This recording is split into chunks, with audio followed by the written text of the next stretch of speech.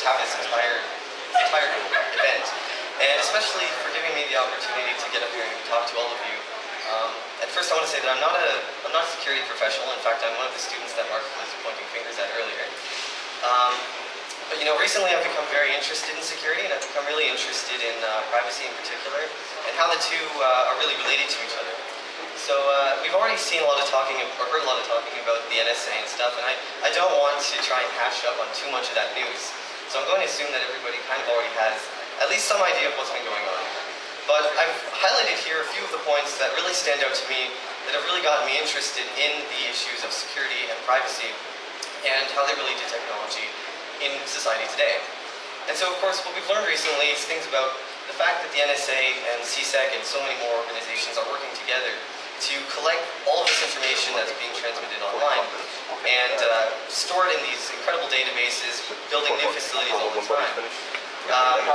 It's really kind of a devastating thing for people in the who are concerned about their privacy. The third point that I have here, of course, relates to this weakening of encryption that we've already mentioned. And I think that's the most devastating, simply because, of course, it really puts what we thought about security kind of at odds at what we expect from encryption technologies. I've spent a lot of time now learning about encryption and learning about the NIST standards and how they might be vulnerable. It's also kind of frightening that in the case that the NSA has not been able to actually influence standards, they've gone so far as to simply hack into servers, steal keys, and otherwise try to coerce businesses into making their job easier. There's a lot more that I could talk about here, of course, but I think these are kind of the highlighted points that really sparked my interest and got me into wanting to know more about this and try to find solutions to protect people's privacy again. There's also a lot more to come, I believe, as of the leaks about Fox acid and trying to identify Tor users. Bruce Schneier had said that there was some 50,000 documents left to analyze and possibly publish. And so this conspicuous little picture of CryptoCat here is sort of relevant. It's just that I wanted to say that we've learned about a lot of technologies that we've used and taken for granted, things like the advanced encryption standards, secure hash algorithms, and so on and so forth. We've taken these all for granted, and people have been using them, and things like CryptoCat, to try and stay safe and keep their communications secure. And unfortunately, we've had to deal with the realization that this isn't really the case, and we need to start either looking at alternatives or building entirely new ones. And there is good news to mention here. It's that, of course, as Travis mentioned earlier, the NSA still has to go to great lengths to try and identify Tor users.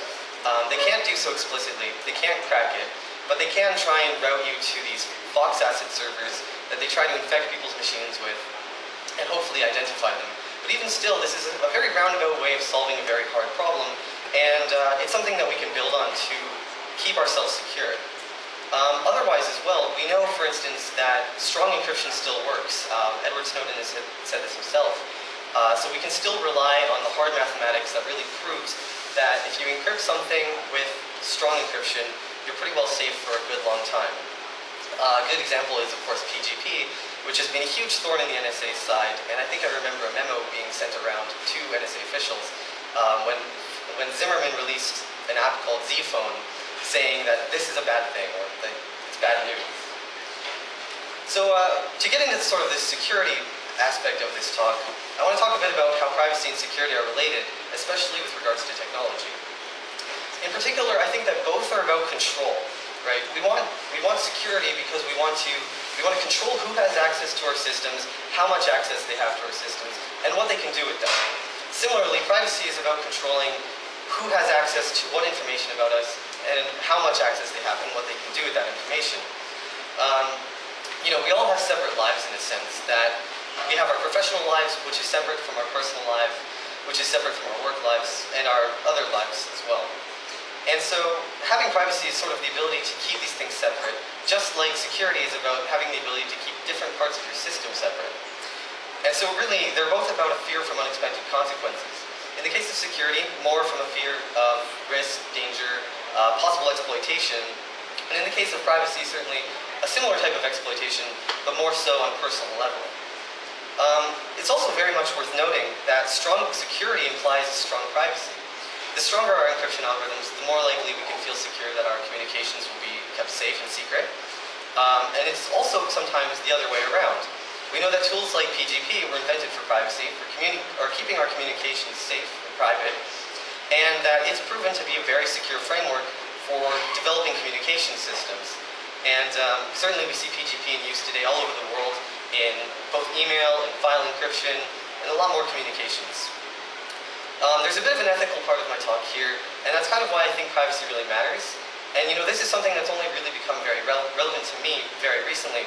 But I really do think that we all have a private part of our lives that we like to keep to ourselves, and we don't want intermingling with the rest of our life, in particular our professional life. Kind of getting deep here, I think privacy is kind of ultimately a prerequisite for dignity, right?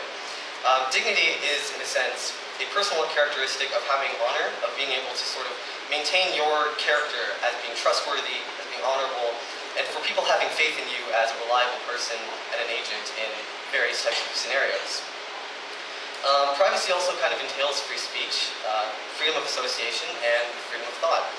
Of course, we've seen time and time again in things like the Miller experiments that when people are under surveillance, they will tend towards self-censorship. And that is to say that human beings, in essence, have a tendency to limit themselves and to restrict what they will say, think, and who they'll associate with if they are at fear of being persecuted or judged for what they do and what they say. And of course, we know this to be the case as basically everybody's online communications are constantly being monitored and analyzed. And I think it's worth considering ways of regaining privacy from organizations like the NSA and CSEC in order to reclaim some of this dignity. Of course, these three things are really very fundamental to our political structure as well. Without these three freedoms, I really think that people cannot expect to have and to live in a successful democratic society. Because of course, if people are constantly at risk of being judged and persecuted for what they say and who they talk to, it really becomes very much impossible for people to engage in open and fearless debate, to talk about things that are important with them or to them, and to potentially share and try to make known very unpopular opinions. Certainly even the case of these NSA spying leaks are one of those unpopular opinions. It's not something people like to talk about, but I think it's important that we really take the two and we try to make privacy and security work together and not really get in the way of our daily lives. Going forward, I have a few things that I just want to say I think we should be seriously considering. And they mostly involve how we can bring privacy, security, and technology together. I've got a quick checklist, and really it all comes down to having privacy by default. Essentially, we want to encourage systems developers and people in charge of ensuring the security of systems to really promote their developers, to promote their corporations, to try and enforce privacy by default. Stronger privacy can lead to stronger security, and so I think it's really relevant, especially in the case of technology, as these things become more and more related to each other. So a couple of simple things include encrypting communications by default. I think that in most cases it really doesn't hurt to do so, and in most cases you really just don't have anything to lose.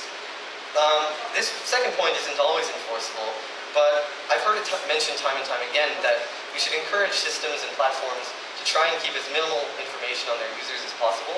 Of course, by creating systems like Twitter and Facebook and so on, which actively record information about people and make a business of keeping information on people, they set themselves up to become a hub for organizations like the NSA to come in and demand this user information from them. And it really means that users have, as people have said, no expectation of privacy. Any information you put online can be used against you as long as you're not in control of it. Everyday users really need to demand more privacy in their products, right? I don't think that having a toggle switch for, make me private or keep my information secure is good enough. And Facebook, for instance, is the perfect antithesis to this point. We really need we need products to keep people's information secure by default. Like I said, having encryption and so on, but also the idea of not sharing with everybody all the time. We are kind of moving towards a point in society where having more than one identity is seen as kind of a bad thing, that you should share everything all the time with everyone. But what we really learn when we look at people's lives is that they don't want to do this. that people really have more of a tendency to try and keep things separate, to try and keep things under control. Going again to regular citizens and not so much security professionals, people should really be looking a little bit at the politics around all of this. Organizations like the NSA and Zack are really violating people's rights, their rights to privacy, by constantly monitoring their communications and by committing these acts against them. And as I mentioned before, oftentimes this is outright illegal. So modern day laws don't really help us very much with this. We don't have a lot of support from the legal system to keep our communications private, and of course many other things like dealing with copyright, as we all know. So I really think it's an imperative that people consider the politics around this and try to support politicians who understand technology, who understand security, and who understand privacy, and will promote legislation that will work in favor of privacy. A personal point that I put on here is that I think distributed systems can really be preferred to centralized ones. The internet really lends itself to having decentralized systems, to putting individual nodes in charge of everything that they do. And it's not necessarily the case that everything was always centralized. While cloud technologies are becoming more popular, more and more people want everything in one place all the time. As more and more people become capable of owning devices and it just becomes more ubiquitous, it becomes easier and easier to develop systems that put the users in control, that make them in charge of the service they use, give them the ability to choose what they share, when they share it, and who they communicate with, and how their technology interacts with other people's technology. And of course, this is a fundamental idea in security, that we want things to be separate. We don't want one big cluster interacting with the whole world.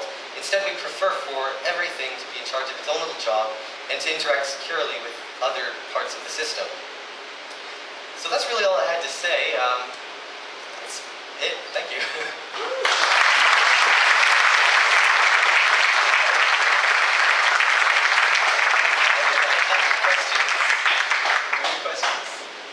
Does anybody have any questions? I didn't take as long as I thought I would. No questions? Okay, thank you.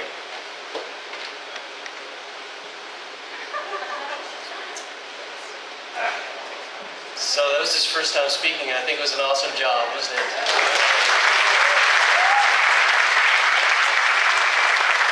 And to me, this is what science is really about, right? The person's not really in security, now he's got an interest in security and getting up and speaking about it. That's what it's about. Okay, so we're a bit early for lunch, so if you want to mingle around there, and anybody that hasn't got a beer ticket, I still have some. I know there's some